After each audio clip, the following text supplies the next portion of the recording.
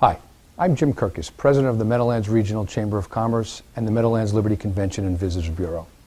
For the past 40 years, our organization has been the prime advocate of economic development and business growth here in the Meadowlands. Today we represent close to 1,100 companies that equals 140,000 employees. So our mission is clear: continue economic development.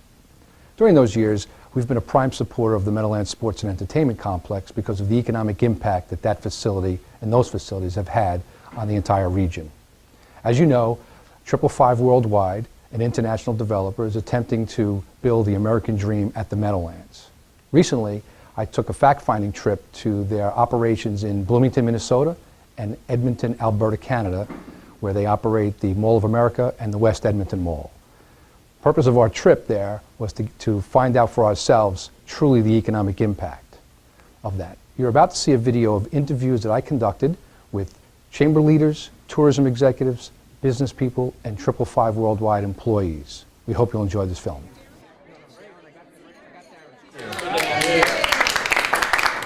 We pulled together a representation of Chambers of Commerce and our Visitor and Convention Bureau so that you could get a taste of what we do in Minnesota, and I think they have some questions for you as well, so we can learn from each other tonight. Great.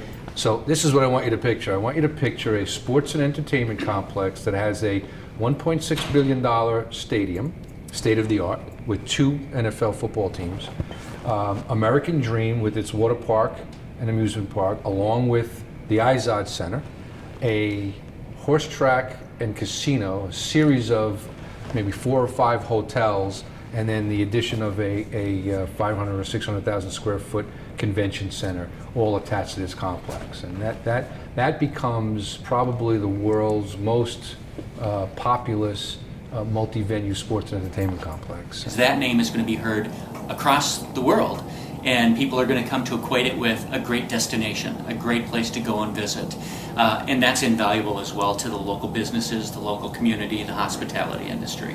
We have several weekends, including this coming weekend where we have, 3 events on Saturday. So a lot of times we're using all of our different event areas on any given day. So sometimes there's only one event, but it gets to be a struggle sometimes with we have 5 event spaces, and sometimes we have more events than we have spaces, so it gets to be a struggle, but that's a good problem to have. It's a good problem. But it's the best part of what we do is it's free to all of our events are free to the public, and the services we offer in terms of marketing and PR are free to the clients.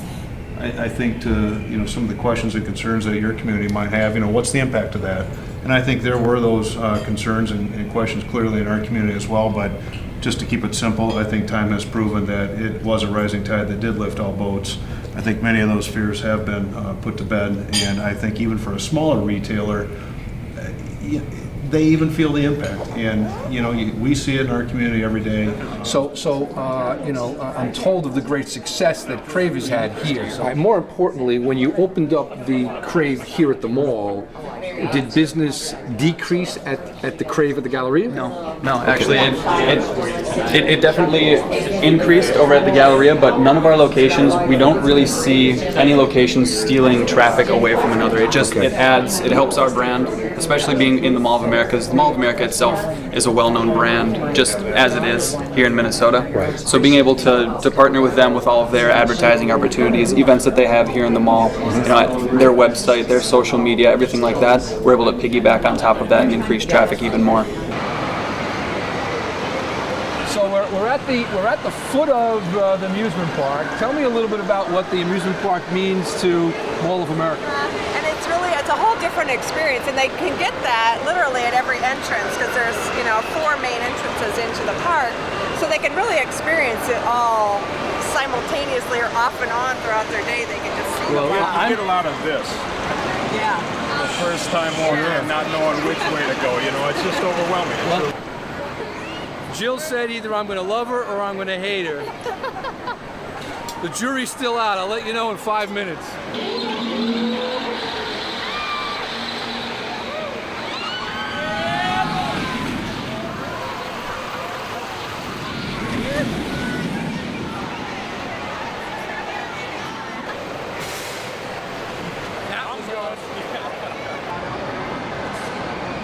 it's amazing. You've used every inch of space in the whole place.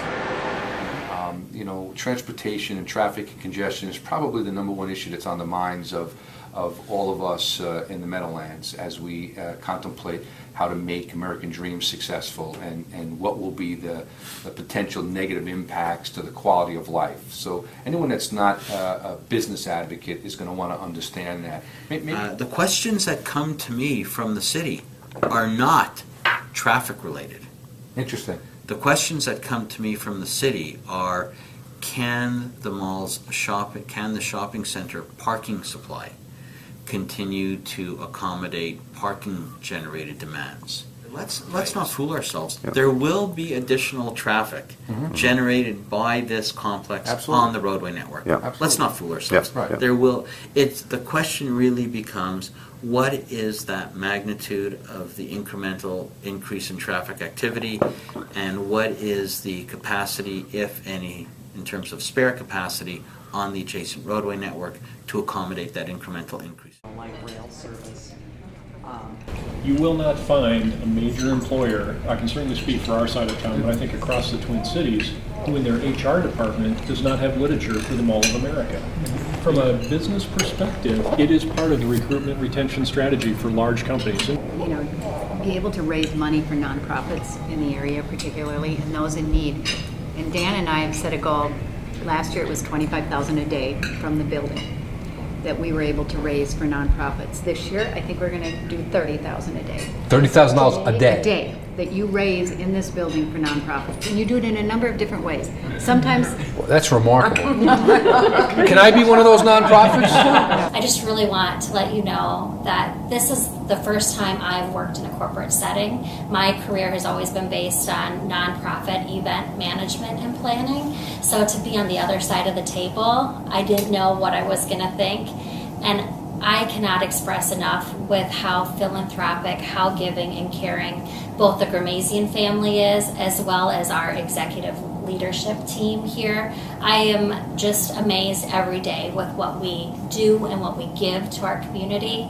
The Gingerbread House, when we opened the Gingerbread House, we had international media coverage, garnered millions of dollars worth. We had an intern in our tourism department who was from Switzerland at the time. We had the opening event. She went back to her desk less than an hour later, and her mom was emailing her saying, "You guys just built the world's largest gingerbread house?" It was in Switzerland within an hour, media coverage. And that's kind of the impact that we're able to have here at Mall of America because of the unique things that we do, which is exciting. Down to Minneapolis in the light rail service. And prior to that, I ran a small business called Airport Express, which was a family-owned business. And I was running the company when the Mall of America opened 19 years ago. And I can tell you from 19 years ago to today, the Mall of America has had a tremendous impact on a positive note from small business, medium to large. Well, sure. I mean, you're bringing more people to the marketplace. I mean, that's the whole idea of having facilities in a city. You know, the mall is a bit different. And the mall is there's a large mall here. We have other malls in different places of the city. And they're all, those malls that run well are doing very, very well. And none of those malls were put out of business because... They've all grown. They've all grown. They've all grown. So the spin-off effect is tremendous. You know, we guess West Seminole brings in tens and tens of millions of dollars of business to the city, and also tens of millions of dollars in taxes to us, which, from my point of view, is what pays our police officers and firemen and fixes our roads. So I would extend, as the City of Hospitality, I would extend this invitation to the mayor, all the community leaders. You must come be our guest, and we will show you exactly what your future is. It's going to be terrific. You have to trust us. We live this with you. You are invited, and do come. As you witnessed by the interviews, there is great consensus on the positive economic impact a project like the American Dream can have on our region. While the Meadowlands Regional Chamber has been a long supporter for the continued redevelopment of the Meadowlands Sports and Entertainment Complex, we understand the hesitation and sense of apathy that has arisen over time. That is why I went on this fact-finding mission in the first place, to hear for myself directly from those who have experienced what 555 has done not once but twice before. We now have a greater understanding of just how powerful a boost to our regional economy American Dream can provide to us at a time when we most need such a boost. 25,000 new jobs, millions in tax revenue to local and state coffers, and a great new positive image as we continue to build the Meadowlands into a primary destination. A better understanding of this project will help you embrace the project. If we collectively understand the real economic force of this development, we can use it as an energy source that can power the greater Meadowlands economy for the next 30 years, just like the original sports complex did back in the mid-70s. And please know that we are not turning a blind eye to any negative impacts. As every interview I conducted, I asked for those as well. And each and every time I received the same answer. The positive impacts far outweigh any negative ones. But let's be strategic about this. Let's find a way to identify and minimize any negative impacts, perceived or real, and work to embrace all the good that a project of this magnitude can provide to us, just like those communities in and around Bloomington, Minnesota, and Edmonton, Alberta have done. Communities like those, along with many others around the country, are finding ways to bring new energy and job creation to their regions by embracing such economic development opportunities to grow and strengthen their communities. We believe we should be doing the same here in the Meadowlands, and we hope you will agree. Thanks for taking a few minutes to watch this video. We hope it provided you with a better understanding of the American dream at the Meadowlands Project.